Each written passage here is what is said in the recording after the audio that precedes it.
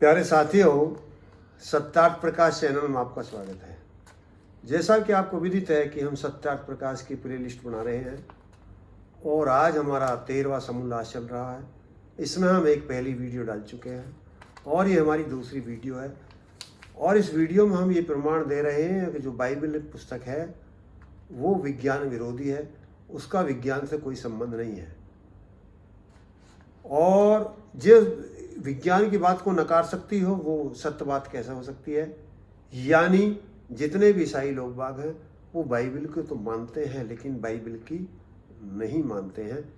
ऐसे में प्रमाण आपको देता हूँ। अब ये सुन लीजिए, मेरे हाथ में सत्यार्थ प्रकाश है और ये 13वां समोल्लास है।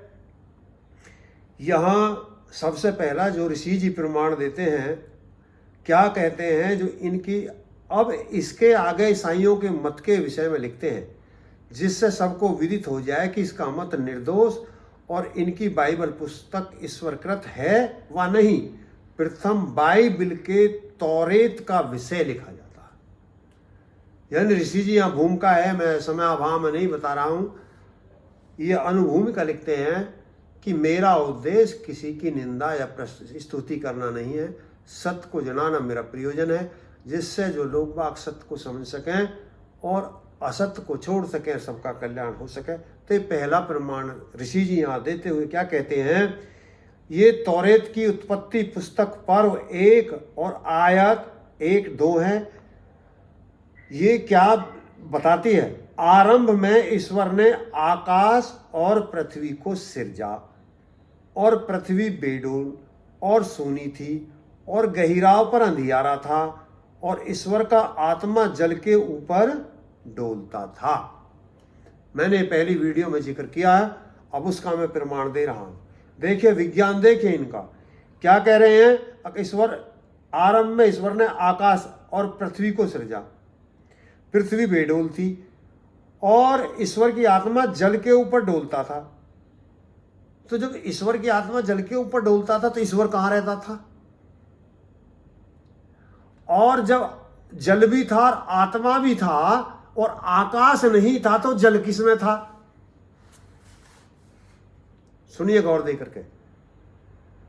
यदि आकाश नहीं था, आकाश सिरजा गया था, आकाश सिरजा गया था, पहले आकाश था ही नहीं, तो वो जल किस चीज में था? आकाश का मतलब इन्होंने इतना भी ज्ञान नहीं था बाइबल के रचने वाले को, आकाश किसको कहते हैं। आकाश का मतलब वो कोई मकान की मंजिल समझते थे, यानी क्या समझते थे, चौथे आसमान पर जो खुदा रहता था इनका ईश्वर रहता था। और जब इनका चौथे पर रहता था उसके बाद में मुसलमान मत आया, उन्होंने कि इनका चौथे पे तिनका ही रहता, हम 7वें पे बतावे पड़े, उन्होंने 7वें पे बताया। फिर और राधा स्वामी वाले आए, उन्होंने कि इनका 7वें पे रहता, हम अपने 8वें पे बताएंगे। तो होड़ लगी है, हम ऐसे बताएंगे। न्यू किसी ने नहीं सोचा करे आसमान कहते खाली जगह पे। और जब खाली जगह नहीं होगी तो वो पदार्थ किस में रहेंगे? किस चीज में ईश्वर रहता था, किस में आत्मा रहती थी, किस में वो जल था जहां भरा हुआ था जिस पर आत्मा डोल रही थी। तो ये बेचारे विज्ञान विद्या से दूर, इनको पता नहीं था कि ऐसा महापुरुष विद्वान महर्षि दयानंद तुम्हारी इसकी किताब की लिखेगा। और ये कहते हैं कि आगे सांझ हो गई और दिन निकल आया और सूरज रचा नहीं। अभी मैं वो भी प्रमाण आपको दूंगा, आगे जाकर के देखेंगे। जब महर्षि जी ने पूछा कि जब दिन नहीं, सूरज रचा ही नहीं गया था, दिन सांझ किस चीज से 2 दिन काहे हुए? सूरज रचा नहीं है, 2 दिन में 2 दिन का प्रमाण दे दिया। न्यू भी पता नहीं तक तुम क्या कह रहे हैं, कैसे कह रहे थे, सुन लीजिए।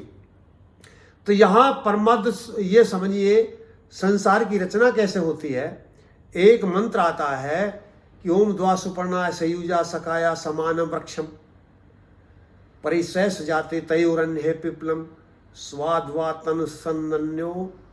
ये मंत्र जो है ये बता रहा है कि संसार के अंदर 3 पदार्थ अनादि हैं, एक आत्मा है, एक परमात्मा है और एक प्रकृति है। यानी संसार में जो परमात्मा है वो संसार का मुख्य निमित्त कारण है, जो प्रकृति है वो संसार का उपादान कारण है, और जो समय है और आकाश है ये साधारण कारण है। यदि समय ना हो और आकाश ना हो तो परमात्मा भी कुछ नहीं बना सकता, उपादान कारण ना हो तो कुछ नहीं बना सकता।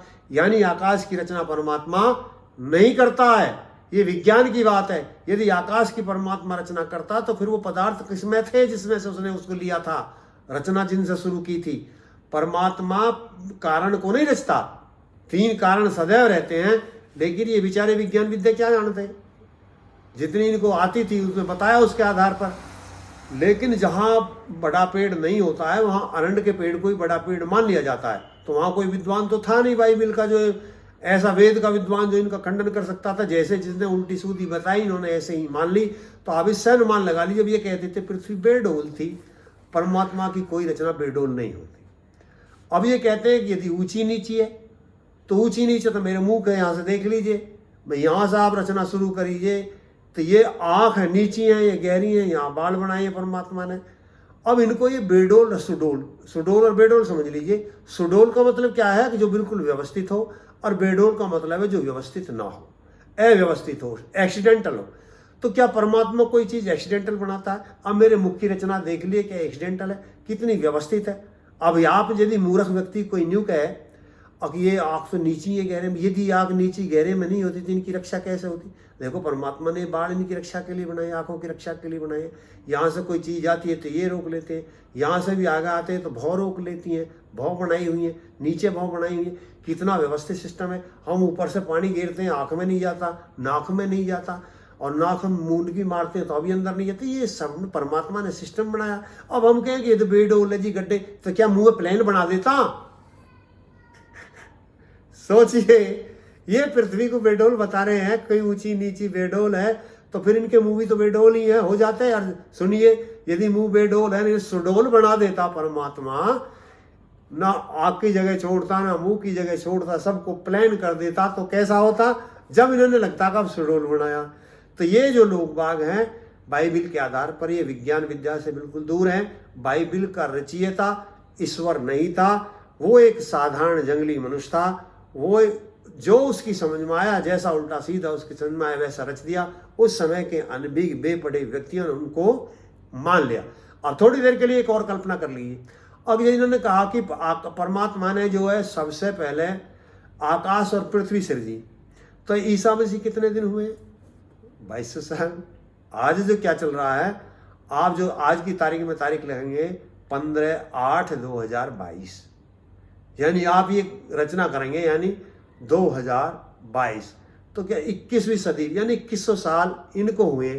तो जो 2100 और जबकि हम आप देखेंगे कि इतिहास हम कब से जानते हैं?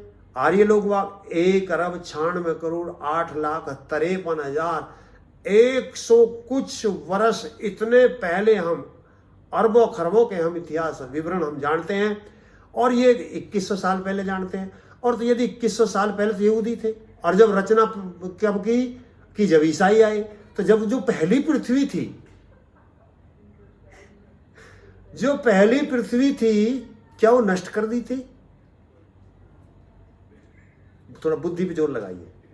जब आकर के बाइबल के ईश्वर ने आकर पृथ्वी की रचना की, आकाश की रचना की, तो क्या जो पहली पृथ्वी थी जिसपे संसार रहता था, वो कहां, उसका क्या हुआ था? ये ऐसे भी आगे प्रमाण हम देंगे, ये कहेंगे कि पृथ्वी पटली कर दी थी और पृथ्वी को हटा करके खड़े हो गए थे। इन्हें यह भी पता नहीं थी फिर खड़े काहे हो गए थे।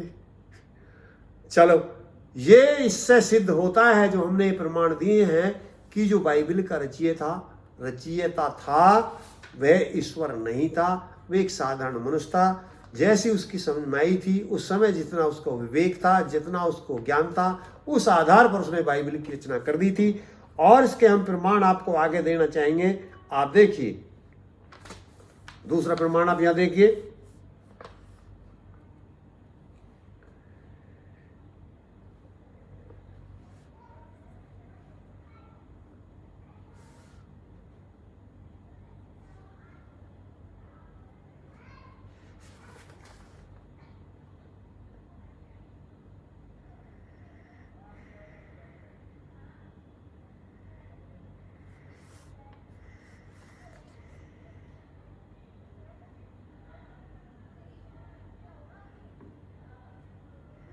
अब हम जो आपको उदाहरण दे रहे हैं वह यह है कि और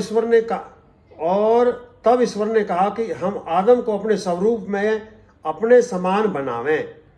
तब ईश्वर ने आदम को अपने स्वरूप में उत्पन्न किया और उसने उसे ईश्वर के स्वरूप में उत्पन्न किया। उसने उन्हें नर और नारी बनाया और ईश्वर ने उन्हें आशीष दिया। देखो इनका मानना है परमात्मा ने जो मनुष्य बनाया वो अपने स्वरूप में बनाया। और स्वरूप समझते हैं क्या होता है? स्वरूप का मतलब जैसे परमात्मा था वैसा ही नर को बनाया। यदि वैसा ही नर को बनाया तो जैसे परमात्मा न्यायकारी है, मनुष्य भी न्यायकारी होना चाहिए था। वो अन्यायी भी है, चोर भी है, अपराधी भी है, लेकिन इनका ईश्वर भी ऐसा ही है। तो ये समझते थे कि ईश्वर भी कोई ऐसा ही, तो ईश्वर जिसे ही कहते हैं, जो ईश्वर की व्याख्या करते हैं, इनकी दृष्टि में वो निराकार, साकार, न्यायकारी, सर्वशक्तिमान परमात्मा नहीं है जिसको वेद मानता है और जो संसार की सत्ता है, शक्ति है, जिसको संसार मानता, ओम के नाम से जानता है। इनके द्वारा तो, बाइबल के द्वारा तो कोई एक ऐसा व्यक्ति था जो एक ग्रुप में रहता था, कबालिया था, वो लड़ाने की भी प्लान करता था और बहका बहका करके अपने लिए जो है सब कुछ मंगवाया करता था। जीवों को मरवा के, गाय को मरवा के, बछियाओं को मरवा के, बैलों को मरवा के, बकरियों को मरवा के, मेंढों को मरवा के, कबूतरों को मरवा के अपनी बलि में मंगाया करता था और खाया करता था, मौज करा करता था। वो मौज उसकी निकल गई, उसको दंड झेलना पड़ा था। तो ये ऐसी पुस्तक है, इसका विज्ञान से कोई संबंध नहीं है। और फिर ध्यान रहे, अब जो इसके बाइबल के मानने वाले हैं, मेरी इन बातों से उनको आपत्ति हो सकती है। मेरी बातों से भले ही उनको आपत्ति हो, मैं तो उसे रोक नहीं सकता। ये एक तो मेरा विचार नहीं है, ये सत्यार्थ प्रकाश का विचार है। और मेरा जो मैं प्रस्तुत कर रहा हूँ, ये सत्यार्थ प्रकाश में जो लिखा गया है, यदि ये गलत है तो कोई भी व्यक्ति यदि ये आपत्ति करे कि मैं जो कह रहा हूँ वो सत्यार्थ प्रकाश में नहीं, तो मैं उसके चैलेंज को स्वीकार करता हूँ। और यदि वो ये कहे कि सत्यार्थ प्रकाश में जो लिखा हमारे ग्रंथ में नहीं, तो भी मैं उसके चैलेंज को स्वीकार करता हूँ। और उनकी किताब में भी लिखा है और वो ऐसा वहाँ लिखा भी है, फिर भी तुम्हें बुरा लगता, तो उसमें मैं क्या कर सकता हूँ? मैं ऐसे व्यक्ति का क्या कर सकता हूँ जो ना जानता है ना मानता है। यहाँ सत्य को जानने में, सत्य को मानने में हर मनुष्य को सर्वदा उद्यत रहना चाहिए। यही हर समझ का नियम है। हम उसी का पालन करते हुए ये वीडियो बना रहे हैं। मेरा सभी साथियों से अनुरोध है कि इस वीडियो को ज़्यादा से ज़्यादा उन व्यक्तियों तक पहुंचा दीजिए जो व्यक्ति अंधकूप में पड़े हुए हैं धर्म के नाम पर, बाइबल के नाम पर, तो वो जिनसे उनका लाभ हो सके। और हमारा प्रयोजन किसी की निंदा स्तुति करना नहीं है, न हम किसी को प्रसन्न करना चाहते हैं, न किसी को नाराज करना चाहते हैं। हम सत्य को सत्य और असत्य को असत्य, जो चीज़ जैसी है उसकी वैसी समालोचना कर रहे हैं। अब जैसा हमारा चेहरा है शीशा वैसा ही दिखाता है, और जैसा तुम्हारा ग्रंथ है शीशा वैसे ही दिखा रहे हैं हम। यदि आपके पास भी वेद के लिए कोई ऐसी बात हो, वो नहीं जो तुमने मैं इधर सांड के भाष करे हैं उल्टे सूदे कल्पित करने के झूठे, जो वेदों के अधिकारी नहीं थे, व्याकरणाचार्य नहीं थे, उन्होंने वेदों को निंदित प्रताड़ित करने के लिए, उनको बुराई की तरफ ले जाने के लिए जो भाष्य किए, वो नहीं जो महर्षि दयानंद ने भाष्य किए हैं, जो महर्षि दयानंद आर्य समाज के भाष्य हैं। यदि किसी ईसाई में हिम्मत है तो आए और दोष निकाले। ये सत्यार्थ प्रकाश में दोष निकाले, अब भाई क्या दोष है? इन्हीं बातों के साथ हम अपना विराम देते हैं। ओम।